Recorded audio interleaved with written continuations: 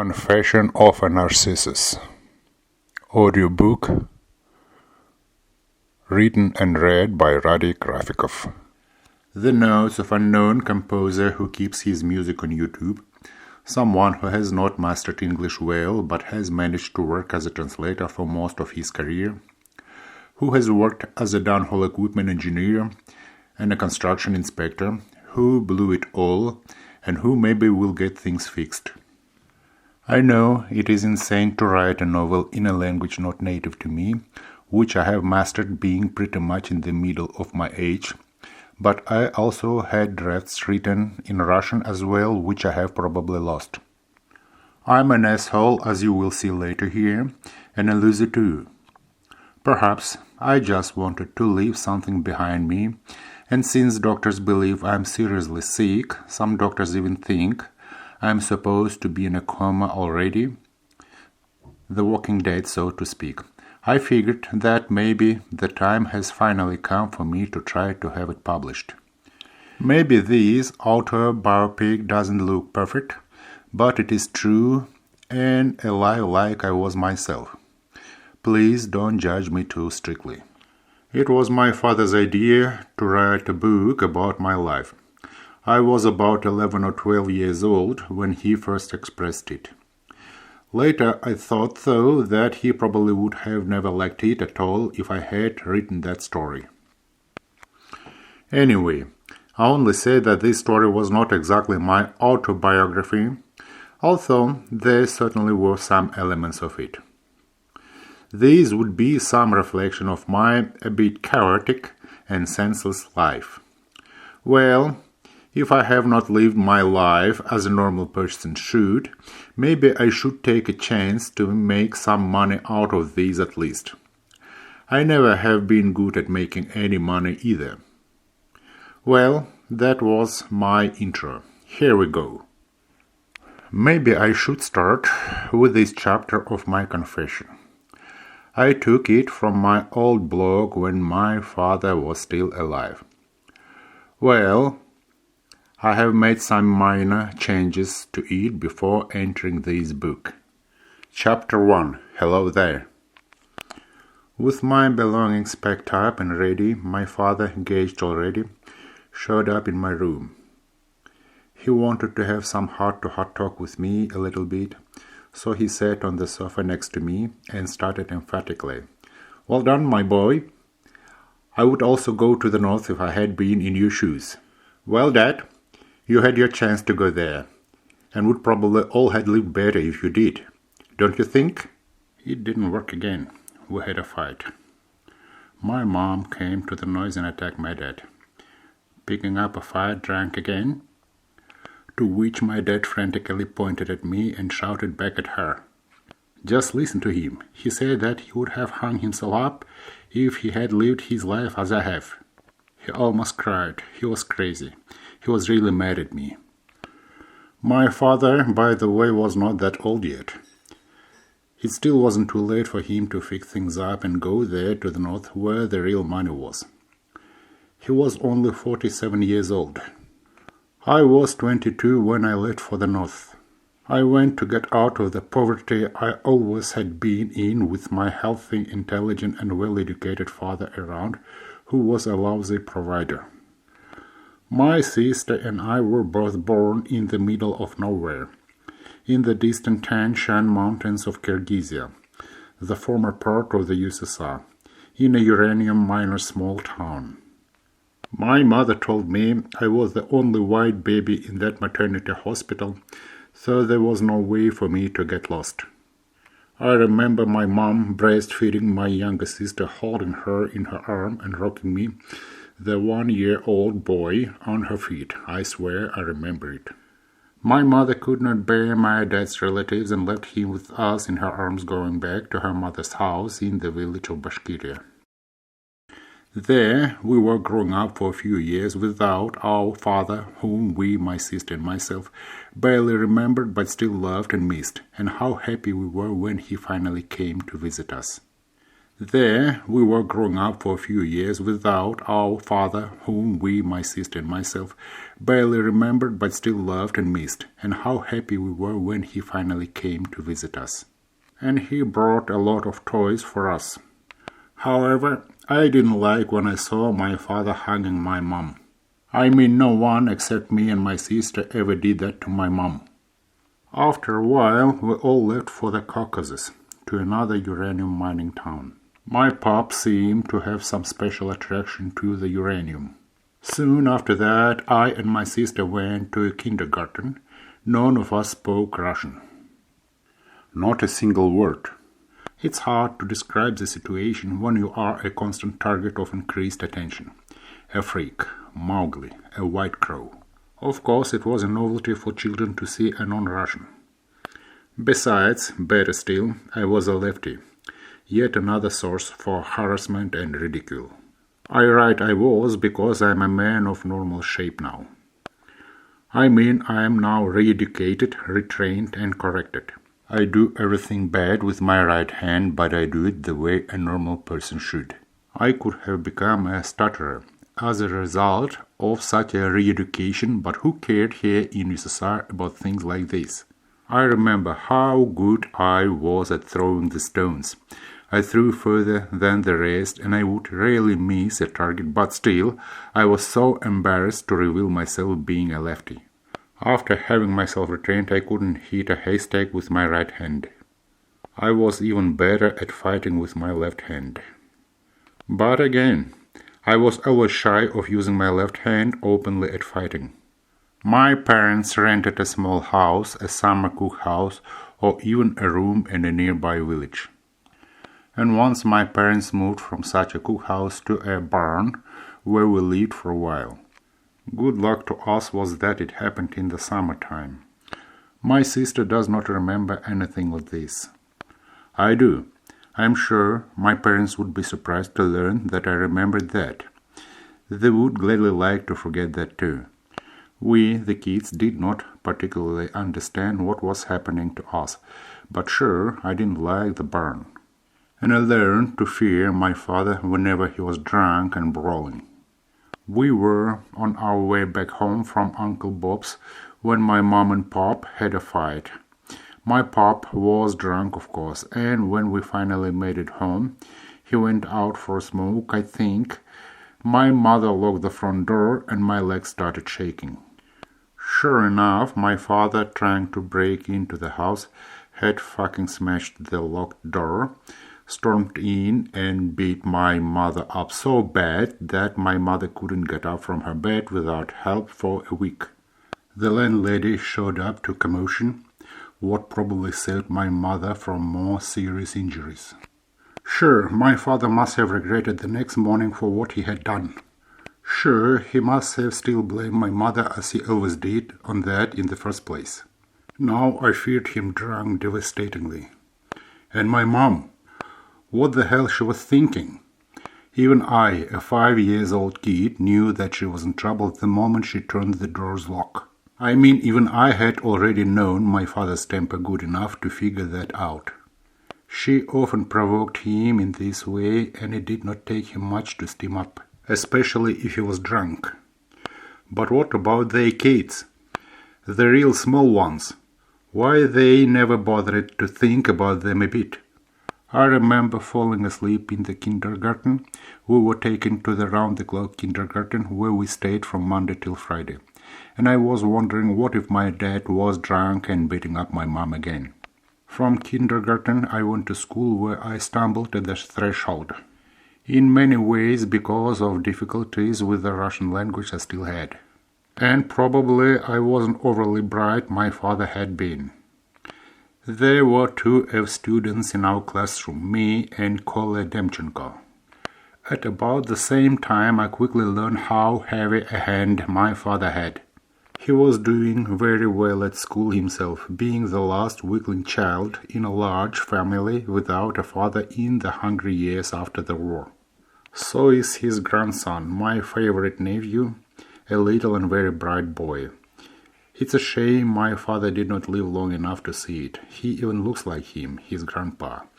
Maybe just a little bit more flaxen-haired.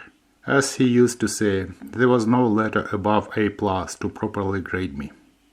And I believed that.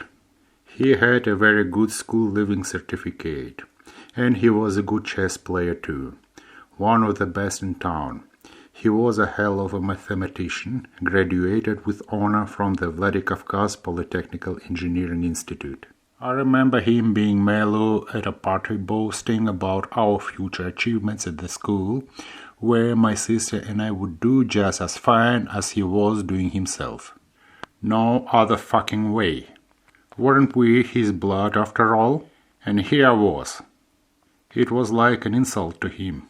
When my dad was giving me a real hard time for bringing him yet another F, and I was blowing away a tear of remorse, meaning that I was sorry, and I was hoping he would forgive me, but he would have an attack of rabies instead. Ha! You're trying to sway me away with your damn tears, aren't you? And he'd pull the belt out of his trousers with a swish and start whipping me with it. Once he cut my head with his belt iron fastener. I, with what I had on me, jumped out of the house into the street into the cold, running away from him with my head bleeding. He got scared that very moment, I guess. Yes, I feared him, and whenever he was home I felt uncomfortable pretending I was busy with my homeworks.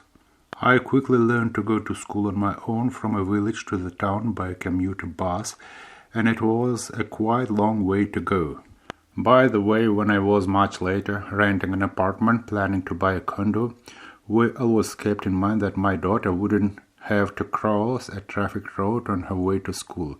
Even when she was a teenager almost as tall as I was, she always resented our overprotectiveness on her. Anyway, the next second grade I went to another school in the village closer to our home, and my performance marks rose immediately. I turned out to be quite a capable and diligent boy. Life went on, we went to school, and our father went to the institute. We regularly moved from house to house until a friend of my mother proposed us to live in her yet unfinished house. My parents keenly leaped at such an opportunity. They plastered and whitewashed the house, put the lights on, and began to live in there. Dad, he was very good with his hands, not only for beating us up after all. He designed a real good drawing board, what easily could be converted to a dinner table for him to draw his diploma project, and he had also built a good chicken coop and big rabbit hutches. It was the rabbit hutches we were proud of. It was a spacious 3-story cage. I never saw anyone else had anything even close like that. Rabbits have been very good in that open-air cage, and some meat began to appear on our menu. And we had us our first dog and cat. And my father bought me a button accordion.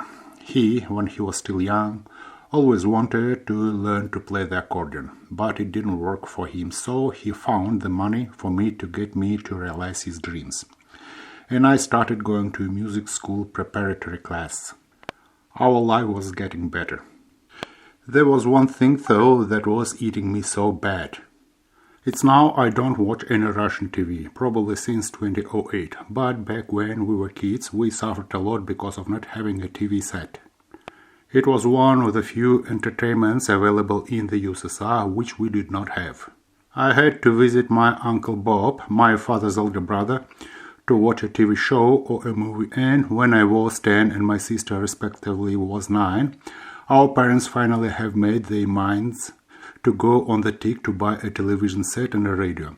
And I remember how they, my mom and dad, counted and recounted the money. A small roll of 10 ruble bills that made up 220 rubles. Looked like a fortune to me. One morning my pop and my cousin, who was not much younger than my father, solemnly headed out to a local electronics store, and I, with my sister along, waited for them in joyful excitement, telling each other how we were going to watch movie episodes after dinner and the alarm clock shows on weekends. After a painfully long wait, my dad and cousin finally showed up in the yard. "Yahoo!" jumped my sister out of joy. "Yahoo my ass. They did not buy damn nothing," hissed I at my stupid sister, hoping, however, I was wrong. that a car with a box TV in it would just show up. However, my father and cousin were not in a hurry to come home and please us. They were sitting outside smoking. Of course, they didn't buy anything. It was then that I learned a word of propiska, a residence registration permit system, and how it was important for everyone to have it. I remembered this for my lifetime. You can't even buy anything on credit without this propiska thing. That propiska, a fucking permit, was a ticket to relative prosperity in that turned inside-out system. I remember how sad and hopeless I was and how bitterly I cried when I figured we wouldn't see TV shows anytime soon. I'd say, looking ahead, that we have bought a TV set when I was graduating from high school, when it was not that important to me anymore. The childhood I had was without TV, and my pop had one at work. He worked in shifts, 3 days on, 1 day off, 3 days on his different shifts, and so on up until he retired in 2005, when a classmate of mine took over his boss's place and started to run his workshop. Just yet another memory streak, a bit knocking out of the overall narrative, which also illustrates my father. He, I believe, has never been an alcoholic.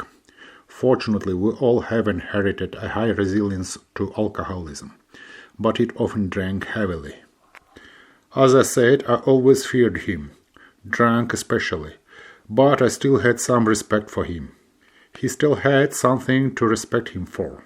Probably only after the army I finally ceased to fear him. Still not sure about that though. But since I was 12, strains in our relationships between the two of us started to grow and remained bad to his death. Well, once Dad Gaged, as usual, joined me and my friend Jenna to go skiing. He returned with the one broken ski. He probably didn't know that. I picked up the broken piece he had left behind on my way back with my friend. What surprised me the next day when I came back from my school was my dad's note he had written and put it right next to the broken pieces of ski, sitting on my table. He must have gone to work. Reading that note, I felt I was very lucky that he was at work, otherwise I would have been in big trouble for the ski he had broken. Then it enlightened me that he must be skiing with his brain out on autopilot mode, and then he started losing my respect. I don't remember me saying to him that it was he who had broken it. Not me. I mean, ceasing to respect him, I still didn't cease to fear him. Had I ever told my mother about him going rogue on me? That was unlikely too. What she could do about it if I had told her? Still, that period of my life, albeit without TV, was a relatively good life to me. Most in this country lived miserably, let me tell you. So, without that total post-war poverty, everybody still remembered. The oil came along from Siberia in this country in the 70s, and the war in the Middle East pushed its price sky high. I always had a strong feeling that we were the worst of all. But still, it was a relatively good time. We were going to go through experience the consequences of which I'd be feeling up until I joined the army. Soon my mother, friends, relatives who wished to live in this house showed up, and we had to move out into a little room in a house which we shared with the homeowners, and a year later to an empty little house next door to a beautiful classmate girl named Irina, whom, of course, I soon fell in love with. Soon after that, my mother went on maternity leave. I think that was a step taken to accelerate a procedure of getting an apartment from this country we'd been in lives for so many years. Before that, my mom managed to go to Moscow a couple of times and successfully sell the tulip flowers which we were growing in the Uncle Bob's Duchess orchard. 6 months after my little brother was born, the country finally gave us an apartment with a shared kitchen, bathroom, and WC. Still, it was better than nothing, and now we were living in a real town when my parents decided to go big and cranked out yet another project with the flowers. To the flowers they had grown, they added some extra they bought with the borrowed money, and by the May holidays my dad went to Moscow with suitcases full of packed tulips. A few days after that, my mother received a telegram and started wailing, "What do we do? We are all broke now." And she kept crying all the time, and the very next day she, with my little brother in her arms, she left for Moscow. I still don't know all the details, but I figured that something terrible must have happened. My dad got himself either jilted or simply robbed. I may not be as cool as my dad was, but I never beat up women, not even drunk, but I have never in my life been jilted, not big time anyway, nor have I been plundered or robbed. At least that much I could provide. And we began to know what real poverty was.